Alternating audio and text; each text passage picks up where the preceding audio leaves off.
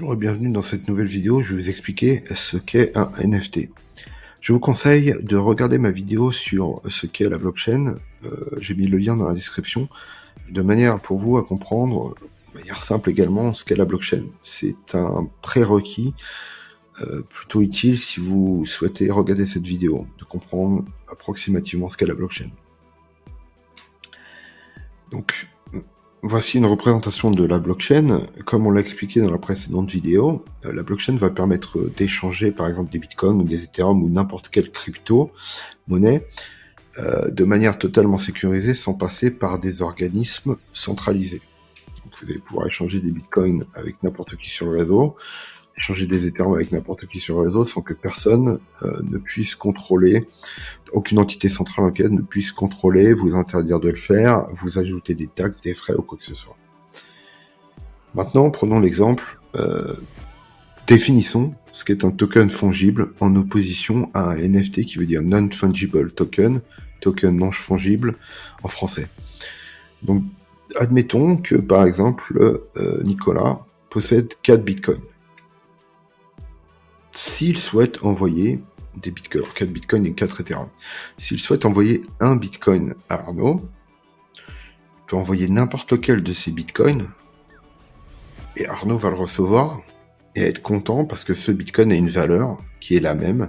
Il va pouvoir l'utiliser pour l'envoyer à quelqu'un d'autre pour acheter autre chose.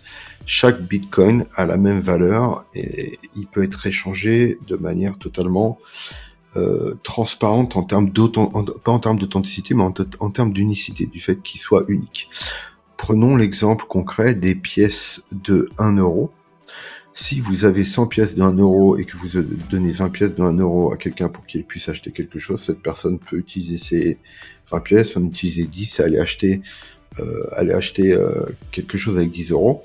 La personne se moque totalement de l'originalité des pièces, c'est-à-dire est-ce que cette pièce-là est la pièce numéro 1 telle ou quoi que ce soit, non. Une pièce de 1 euro vaut 1 euro, donc on peut se les échanger, ce sont les mêmes, elles sont totalement identiques. Donc la même chose pour les crypto-monnaies, un bitcoin est un bitcoin, il est échangeable, il est fongible dans l'univers et dans l'univers d'échange en fait qu'est la blockchain, et chaque bitcoin, chaque ethereum, chaque crypto-monnaie se ressemble. Maintenant passons au NFT. Les NFT c'est totalement différent. Ce sont des tokens non fongibles, c'est-à-dire des tokens qui ne se ressemblent pas du tout. Si on voulait faire un parallèle, bon là je vous mets par exemple des CryptoPunks, et puis des CryptoPunks et des CryptoKitty qui sont les NFT les plus connus, qui sont le plus chers. L'intérêt de ces tokens, enfin pas l'intérêt, mais l'originalité de ces tokens, c'est que si on voulait les comparer par exemple aux pièces de monnaie, une pièce de monnaie on va plutôt prendre des médailles. Par exemple, une médaille qui représente le visage de Napoléon à une certaine période de sa vie, etc. Quelque chose de très original qui a été pressé à un seul exemplaire, elle est unique. Donc, vous pouvez pas l'échanger contre une autre pièce, parce qu'il n'y a aucune autre pièce qui ne va ressembler à cette pièce.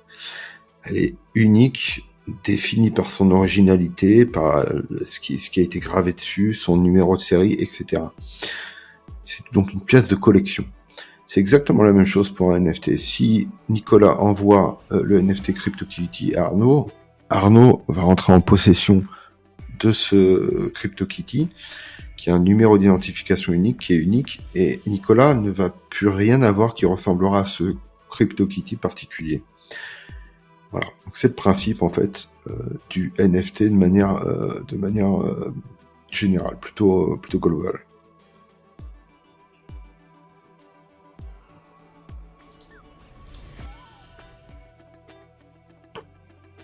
Vous allez me dire quel est l'intérêt des NFT en termes de collection, puisqu'une image de chat, vous pouvez complètement faire une copie écran ou télécharger le fichier qui représente cette image et vous l'approprier. Et les gens, la principale réflexion des gens, c'est de dire c'est complètement absurde puisque n'importe qui peut copier cette image et donc la conserver sur son ordinateur. Alors, premièrement, je vais revenir sur les points principaux d'un NFT. Donc, le NFT, il a un identifiant unique qui est infalsifiable. Donc, si vous dites que vous avez tel NFT de telle collection d'images, vous allez avoir un identifiant qui est vérifié sur la blockchain. Donc, rappelez-vous, la blockchain est infalsifiable. C'est impossible de la modifier. Donc, vous êtes sûr que vous avez le bon NFT. En plus, ça trace les échanges. Donc, ça va confirmer que votre wallet en est bien le propriétaire, qu'avant, telle personne en était le propriétaire, etc., etc. Donc, c'est très, très important de garantir le fait que il n'existe qu'un seul NFT et que le propriétaire est bien cette personne précise, et ça de manière totalement sécurisée, de manière à ce que personne ne puisse le contredire. Dire quel est l'intérêt ? Car on peut copier le NFT. Prenons l'exemple de la collection d'art. Voici par exemple l'original de la Joconde. Et voici la copie de la Joconde. Si vous commandez un peintre une copie très bien faite de la Joconde, vous allez avoir la Joconde chez vous, et ça va être quasiment la même chose que l'original.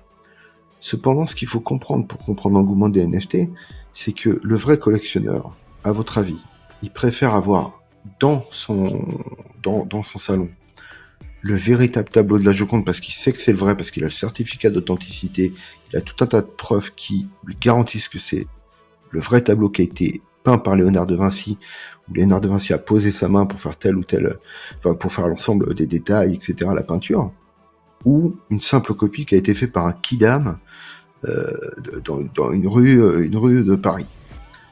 Il faut comprendre ce comportement. Et ben, le collectionneur, il est prêt à payer des fortunes pour avoir l'original dans son salon.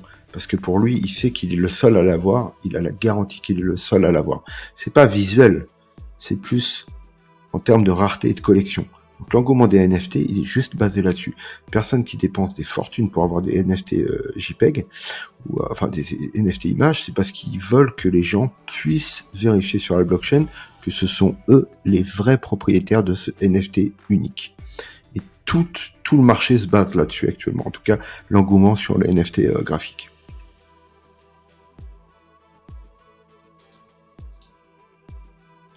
On va maintenant parler des applications des NFT dans le monde réel, parce que là on a parlé uniquement des NFT qui font actuellement l'engouement, qui sont les NFT graphiques, mais il y a tout un tas d'utilisations. Donc, comme on vient de le dire, la première utilisation, c'est les œuvres d'art graphiques ou sonores, c'est-à-dire ça peut être les morceaux musicaux, ça peut être des vidéos avec du son, c'est tout ce qui est média, on va dire, de manière plutôt globale. Donc avec tout le concept et toute l'importance de la rareté que je viens de vous expliquer. Pardon. Donc la deuxième application des NFT, c'est que du fait qu'on puisse garantir l'authenticité du NFT de manière indéniable et que la personne qui possède le NFT est clairement identifiée et ne peut pas se faire voler son NFT, c'est impossible, c'est une clé d'accès pour tout un tas de choses. Là, on entend actuellement un très grand engouement pour le métavers. Par exemple, lorsque vous vous connectez, lorsque vous vous connectez à une application, comme par exemple Notion ou Figma ou toutes les applications, ou je sais pas, Insightly ou Salesforce, vous avez tout un tas d'applications qui vous demandent de vous connecter via votre compte Gmail. Et donc vous cliquez juste sur Gmail et vous vous connectez sans avoir à entrer vos passwords ou quoi que ce soit, parce que vous êtes déjà identifié sur Gmail. Les métavers et les jeux, ça va se passer de la même manière. Vous allez acheter des jetons NFT d'accès à certains jeux. Donc certains jetons vous permettront d'avoir par exemple des personnages qui ont déjà un niveau de pouvoir, de défense, des richesses, etc. qui sont de tel ou tel niveau. Et vous pourrez vous connecter au jeu en vous connectant via votre wallet, donc c'est l'outil qui vous permet d'utiliser vos NFT, qui sera installé sur votre PC ou sur votre téléphone portable, et de cette manière-là, vous identifiez de manière indéniable. Donc c'est une clé d'identification qui est extrêmement puissante. C'est pour ça que par exemple Facebook qui a mis en place Meta et donc qui va mettre en place le Metaverse va reposer les connexions au Metaverse sur les NFT. C'est quelque chose qui est sûr à 99,9%. Une autre application, mais encore une fois, il y en a beaucoup d'autres possibles. Là, votre imagination peut commencer à tourner toute seule. C'est que le NFT peut être utilisé comme une preuve de possession d'actifs. Imaginez que vous achetez un appartement et que la preuve de possession de votre appartement, plutôt que d'être un papier qui peut être perdu, qui peut être déchiré, qui peut être brûlé, dont le process en fait d'acquisition peut être falsifié, ou en tout cas mal fait, ou en tout cas lent, ou quoi que ce soit, parce que tout ça, ça dépend sur des process, le process d'acquisition, signature des papiers notaires, ça s'appuie beaucoup sur les humains. Là, la cession d'un actif et la cession de la preuve d'impossession d'actif pourra se faire via le transfert d'un NFT d'un wallet A à un wallet B. Donc imaginez, ça veut dire par exemple dans certains pays, c'est pas forcément valable pour la France, mais dans certains pays, il y a beaucoup de corruption lorsque vous voulez acheter des terrains ou ce genre de choses. Une fois que le système reposera sur la blockchain, vous pourrez donc vendre votre terrain à la personne à qui vous souhaitez le vendre. Et le process de vente s'effectuera instantanément. Il n'y aura pas de possibilité en fait pour les différents intermédiaires d'éventuellement prendre des pots de vin ou quoi que ce soit. Ce sera fait automatiquement, de manière certaine, et si vous avez votre NFT, vous êtes le seul et unique propriétaire de votre terrain. Donc voilà, c'est quelques-unes des applications. Il y en a beaucoup d'autres, mais ça c'est vraiment les applications majeures qu'on va voir apparaître très rapidement, je pense. Voilà, j'espère que cette vidéo vous aura aidé, et n'hésitez pas à me dire si vous avez des questions, et n'oubliez pas de vous abonner à la chaîne. Bonne journée!